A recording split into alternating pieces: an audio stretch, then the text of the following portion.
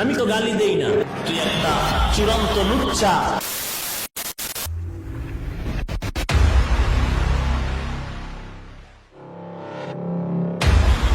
শুধু গালি গালি গালি। আরে ভাই, গালি দেওয়ার কি আছে? তুমি হাফিজুর, তুমি কুত্তার যা, তুমি বেয়াদব, তুমি নাস্তিক, তোমার মুখে আমি জুতা মারি। গালি না দিলে ভাল লাগে না কেন? তোমার অন্তর এত পচা কেন? আমি তো গালি দেই না। তুই একটা চূড়ান্ত লুচ্চা। তোর জুতা দিয়ে বাইরে এলেও তো এর শোধ হবে না। শুধু গালি। তুমি কিসের গালি দিচ্ছ? কাকে গালি দিচ্ছ? তুমি যেমন দিনের দাওয়াত দিচ্ছ, সেও দিনের দাওয়াত দিচ্ছে। আমি তো গালি দেই না। একটা কুখ্যাত শয়তান, কার নাম মতিউর রহমান মাদান।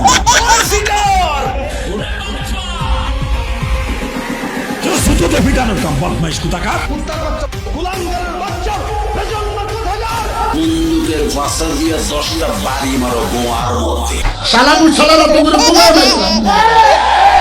এই অপবিত্র কুলঙ্গারদেরকে বাংলা এর বিরুদ্ধে জিহাদ করা প্রত্যেকটা মানুষের ফরজ হয়ে গেছে।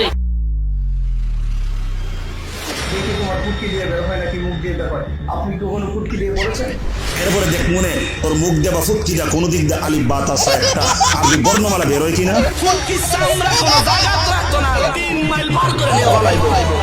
আমরা তো মোহাম্মদ হলে ফাঁসাদ তলে নি, ফাঁসাদ তলে দিয়ে রাখেন না। শয়তানের বাচ্চা, কুত্তার বাচ্চারা, এই মুনাফিকের বাচ্চারা, আমি এই বেয়াদবকে ফতোয়া দিলাম, এটা সাহস সংস্থা। এই মুনাফিক, এই ইহুদির দালাল। তুই তো নাম্বার 1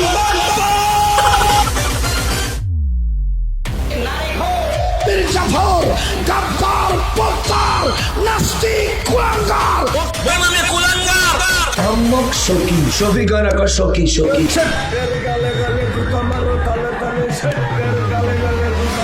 জালেমের বাচ্চা, জাহান্নামের টুকরা, জাহান্নামের কুকুর।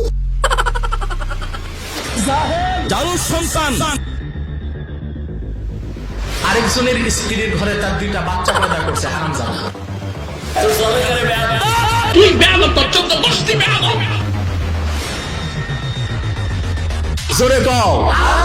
আমিও বলি, আমিও বলি, তোমরা বলো, আমিও বলি, তোমরা বলো।